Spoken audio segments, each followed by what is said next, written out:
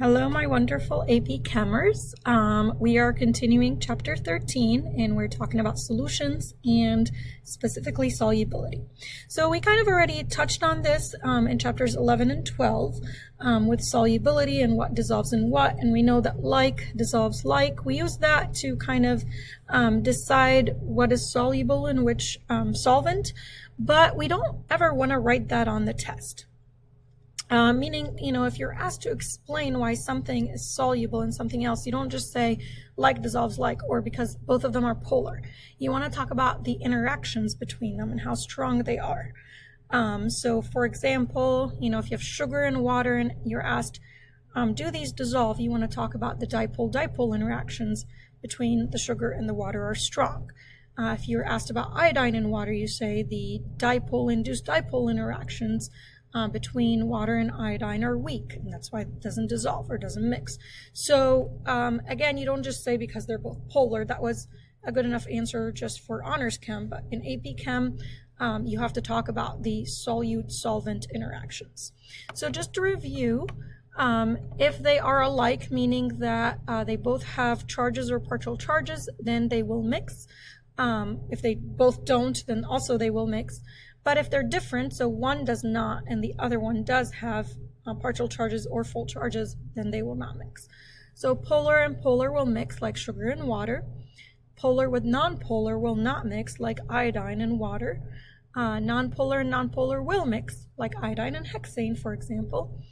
Polar and ionic will mix because this has partial charges, this has full charges, like water and salt.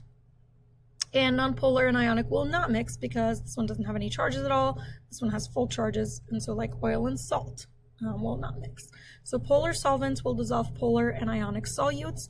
Nonpolar solvents dissolve nonpolar solutes. And again, if you're ever asked why, you would talk about the solute-solvent interactions. So for water and salt, for example, you'd say the ion-dipole interactions are strong. So let's try to figure out which will dissolve in water and which will dissolve in hexane. So let's start with NaCl. Well, actually, before we start with NaCl, let's think about our solvents. So water is polar and hexane is nonpolar. So NaCl is ionic, and so if it's ionic, it has full charges, and so that will mix with water. And that's because the ion-dipole interactions are pretty strong. HF is polar, and so that will dissolve also in water. And here you would say the dipole-dipole interactions are strong, or the hydrogen-bonding interactions are strong between HF and water. C8H18, that is nonpolar, and so that will dissolve in hexane. It will not dissolve in water. And then ammonium sulfate, that is ionic again, and so that will dissolve in water. Okay, so most of our solutions are in water, so let's talk a little bit more about aqueous solutions. So let's say I take an ionic salt, like NaCl, and put it in water, and I start stirring to dissolve. Well, three things are actually happening here. First, your solute particles have to separate. And if this was an ionic substance, here we're talking about lattice energy, right? So if it's an ionic substance, the ions physically separate, they dissociate, and so you have to break that crystal lattice. You have to break the crystal, the solid crystal, and so you have to overcome the lattice energy. You have to apply enough energy to overcome that lattice energy in order to break that crystal. If it's molecular, then you still have to overcome the intermolecular forces, like they could be hydrogen bonding, they could be London dispersion, they could be dipole interactions, and so you have to break the crystal again. And so in both cases, you are breaking the crystal. You have to put in energy in order to overcome these interactions, whether they're ionic interactions or London dispersion or whatever they are. And so that is an endothermic process. And, if for NaCl, for example, you are taking these and dissociating them, right? This, remember, is still made up of, I don't know if I made it too small, Na pluses and Cl minuses in that crystal. All we're doing is we're separating them physically. If it was a molecular substance, again, you are separating those particles. Again, this is not a chemical reaction. This is just physical. You are physically separating those. But anytime you're overcoming any type of intermolecular forces, whether they're ionic interactions or dipole or H bond or London dispersion, you have to put in energy, and that is endothermic, because they're attracted to each other and you have to overcome these attractions to break the crystal. You also have to separate your solvent molecules. And in this case, we're talking about aqueous solutions, so we're talking about water particles. So water particles are attracted to each other by hydrogen bonding, right? And so we have to overcome that intermolecular force and physically separate your water particles. So this is also endothermic, and your H2O particles are attracted to each other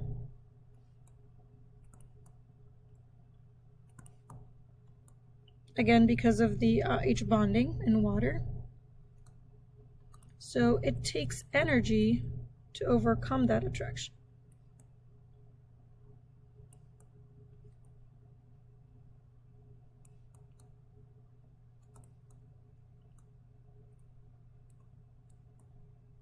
To separate them. Okay, so our solute particles have to separate physically, our water particles have to separate physically, and then we have hydration. So what that means is the water particles are then surrounding either your ions, if it's ionic, or your molecules, if it is covalent. Now, there is an attraction between the ions and the water, ion-dipole interaction, right? Or the molecules in the water, and those could be all kinds of different attractions. They could be dipole-dipole, they could be H-bond dipole, it could be all kinds of different things. So there is an attraction between the water particles and either the ions or the molecules, and so that is favorable to get two things that are attracted to each other close together, and so that actually releases energy that is exothermic. And this just means the water surrounds the ions or the molecules. And in order for the water to do that, the ions should have separated, the water particles should have separated, and then the water surrounds your solute. So if I wanted to look at delta H of the solution, how much heat is released or absorbed when I put my solute in my water, I basically add up these three delta H's, right? I add up the energy it takes to separate your solute particles, the energy it takes to separate the solvent particles, and then the energy that's released when you hydrate your ions or your molecules. These two are endo, and this one is exo. So the sum of delta H of solution could be exo or it could be endo, right? Now the hydration portion of it, sometimes we'll say that both water particles separating and then surrounding the solute, that is the heat of hydration. And so if it tells you delta H of hydration, that usually means both of these processes together, which again could be positive or negative depending on the numbers for each of these processes. If it's an ionic substance, the heat of solution would be the heat of hydration, which is 2 and 3, plus the lattice energy, which is 1, which is separating these particles. If it's ionic, or sorry, if it's covalent, then it wouldn't be called lattice energy. It would be the energy, absorbed when you separate your covalent particles. But anyway, these are all ionic, so we're going to look at these values here. So these are the lattice energies. And even though, by definition, lattice energy is the energy that's released when you form 1 mole of your ionic crystal, in this case, it's endothermic, it's positive value because we're overcoming that crystal. We're doing the opposite. We're breaking the crystal, not forming the crystal. So you have to use these values as positive values when you're calculating delta H of solution. Here are your delta H's of hydrations. It is usually exothermic because water particles are attracted to your solute particles. And look at these solubilities in water and how many grams of your solute in 100 milliliters of water. And of course, there's a variation there. So one way to calculate heat of solution is to add these two up. So let's try that. We are going to calculate the enthalpy of solution, the heat of solution for Kf and AgCl, and we're going to look at how are their enthalpies of solution related to their solubilities. So for Kf, well, we're going to say delta H of solution first is equal to the delta H lattice. We're going to use the positive value plus delta H of hydration.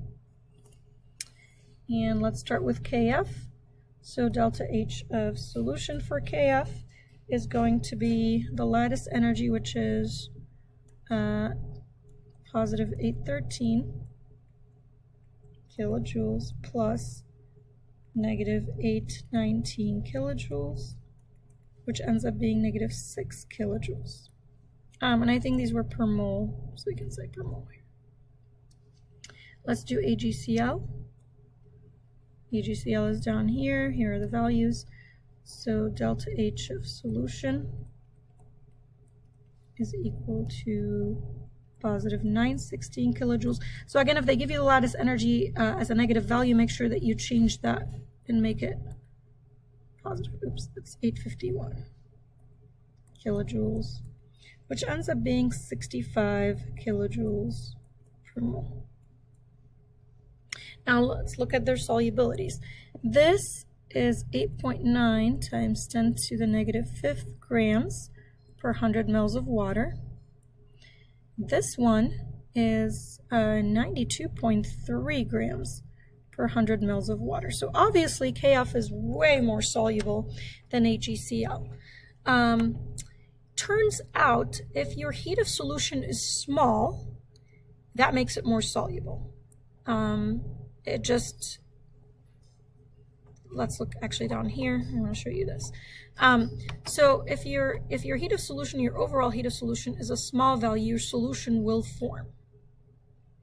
So let's look at these scenarios here. Let's say you have a polar solvent and a polar solute. So remember, this one was the lattice, or separating solute particles. This one was separating solvent particles, and this was the hydration, right? Mixing them two together. So if you have a polar solvent, then attractions between those particles is going to be strong. So your separation of the solvent particles is going to require a lot of energy. So that number will be a high positive value. If your solute is also polar, again, lots of attraction, and so it's going to take a lot of energy to separate your solute particles. If they are both polar, you have strong attractions also between them, and so you're going to have a large value here that's negative. So these are two large positive values. This is a large negative value, and so large positive, large negative. If you add them together, you're going to get a small heat of solution altogether, and so that will tell you that the solution will form. Let's look at this one. So nonpolar solute, particles not very attracted to each other, so it takes just a tiny bit of energy to separate them. Polar solvent, though, lots of attraction, so it takes a lot of energy to separate those particles. Polar and nonpolar, those don't have strong attractions between each other, and so this value is small. And so again, these two are positive values. This is a negative value. So we have small plus large. That's going to give you a large sum of positive, and this is a small negative. So the net between all of them is going to be a large value that is positive, so your solution will not form. Nonpolar and nonpolar. So easy to separate both solute and solvent, so it takes a little bit of energy to separate them. The attraction between them is still going to be pretty small because you don't have very much attractions when you have nonpolar substances. And so all your numbers are going to be small, and so that means you're going to have a small delta H of solution, and so your solution will form. If you have a non-polar solvent with a polar solute, so your solute particles are going to be hard to separate, takes lots of energy. Your solvent particles are going to be easy to separate, takes a little bit of energy. There's not much attraction between them, and so this is going to be a small value. So overall, because these values are small and this value is large, your end result of delta H of solution is going to be a large positive, and your solution will not form. So typically, if you have a small delta H of solution, your solution will form. I do want to point out something else with ionic substances here, which is that, we are trying to have a small lattice energy and a large heat of hydration in order for this to happen, in order for the solution to happen. You want it to be easy to separate the solute particles, and you want it so it doesn't take very much energy, and you want it to be favorable for the water to surround your solute particles. So we want lots of attraction between them to release a lot of energy, right? So we want this value to be small and this value to be high. But if you look at these values, they kind of correlate really well, right? The substance that's going to have a really high lattice energy is going to have a pretty high heat of hydration. And the substance that has pretty low lattice energy is also going to have pretty low heat of hydration. Why is that? Well, the lattice energy has to do with the attractions between the ions, right? And so the higher the charges and the smaller the ions, the stronger the attraction. So something like, SrCl2, because it has higher charges, that's going to have high lattice energy, high attraction between the particles. Something that's pretty small is going to have low attraction. So the ones with high charges and small,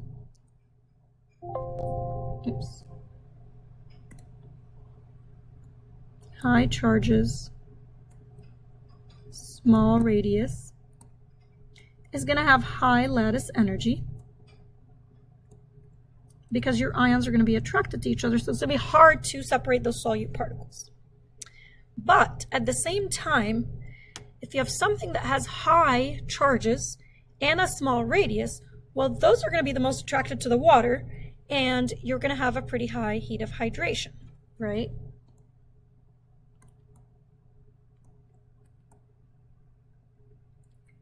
So if it has strong attractions, it has strong attractions between the solute particles. It also has strong attractions between the solute and the water particles. And so they kind of are opposite of each other.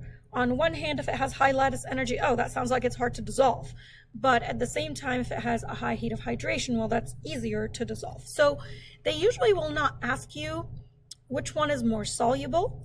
They will ask you which one has higher heat of hydration, or which one is easier to surround by water, which one has a higher lattice energy, something like that. But usually they will not ask you which one is more soluble. Now, what they could do is give you the solubility, and based on that, ask you why. So, for example, if they tell you that LiCl is more soluble than NaCl, well, they both have the same charges, but Li plus is smaller than Na plus. So why would this one be more soluble? Well, if it's because it's smaller, that would mean because it is easier to hydrate. So you'd say, oh, because it has a higher heat of hydration. However, if it was the opposite, so if they tell you that NaCl is more soluble than LiCl,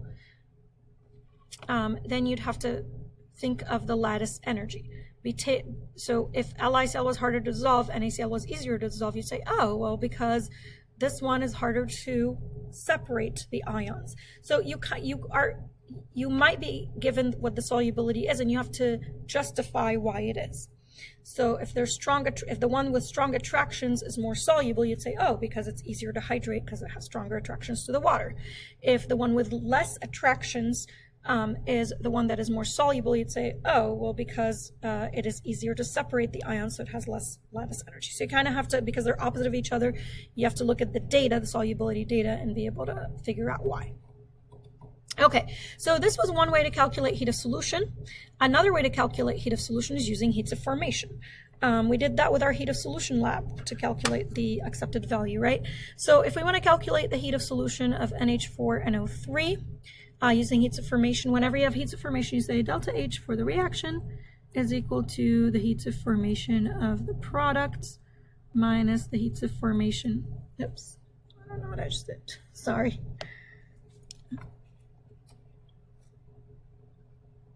Move it like that. Minus delta H formation of the reactants. So for NH4NO3, we're taking our solid and making it aqueous. So if we want delta H of the reaction or the solution here, I would take products, so the aqueous value, so this value, negative 339.9 minus, and then the reactants, the solid, negative 365.6, and these are both kilojoules per mole. Always write your units. And so that gives us 24.7 kilojoules per mole. And that's our answer here. A third way to calculate heat of solution is to also use calorimetry, right? Like we did in our lab. So you put your salt in the water, mix together, measure the initial and the final temperature and all that, and you can do it that way. All right, let's try to figure out which one's more soluble in water. So the one that's more soluble in water is going to have the most similar intermolecular forces as water, right? So, and it's going to be the one that is smaller to surround by water as well. So NH3 or pH3, well, both of these are polar. NH3 is smaller and is also similar in interactions, in intermolecular forces, to water, and so that is going to be the one that is more soluble. HCl or AgCl. HCl, again, because it is smaller and also has more similar intermolecular forces as water, so it has strong dipole-dipole interactions. CH3CN or CH3CH3, it would be CH3CN. This one's polar, this one's non-polar, so that one has strong, again, dipole-dipole interactions with water. NH3 or CO2 would be NH3. This one is polar, this one's non-polar, so again, you want those dipole-dipole interactions with water. Let's look at this one here, MgCl2 or MgO. This is not a good question because you wouldn't know, right? Because on one hand, let's look at the lattice energy. So this is plus 2 minus 1 plus 2 minus 2. So you know that you have stronger attractions here than here. Now you have strong attractions between the ions, so it takes more energy to separate them, so higher lattice energy, but also because of that you have stronger attractions to the water, so easier to hydrate. So again, they will not ask you which one is more soluble. Just so you know, MgCl2 is more soluble, but that's from experience and knowing solubility rules. But you would not be asked that on the test. You would be asked, why is this one more soluble? And so in this case, because the one that has stronger attractions is less soluble, you'd say, oh, because this one has a higher lattice energy, so it's harder to separate the ions, and so this one would be easier to dissociate your ions and hydrate with water. If this one was more soluble, you'd say, oh, because it has a higher heat of hydration. So it's easier to surround with water because it's smaller and has large charges. Okay, write the balanced equations showing the ions present when dissolved in water. So HNO3 is actually covalent, It is not ionic. However, remember acids, they're kind of magical. When you put them in water, you do get ionization, and you do form these ions, so you get H plus and NO3 minus. Same thing with acetic acid. So that is covalent. It does not have any ions, but when you put it in water, magic happens and it ionizes, and you get H plus and then C2H3O2 minus. Now notice that I have one arrow here and a double arrow here. We are going to talk more about this when we get to acids and bases, but this is a strong acid, so it ionizes fully 100%. So it's one-way arrow. This one's a weak acid, and so only partially ionizes into H plus and acetate. So a lot of it remains as molecular acetic acid. Not all of it will ionize. So that's why I have a double arrow there. But again, you do not have to worry about this for the test. For this test, you just will learn about this more when we get to chapter 16. Na2SO4, that is an ionic substance, and when we dissociate it, you get two Na pluses and SO4 2 minus, and NH4NO3, same thing, ionic. You get NH4 plus, which is ammonium ion, and then nitrate ion.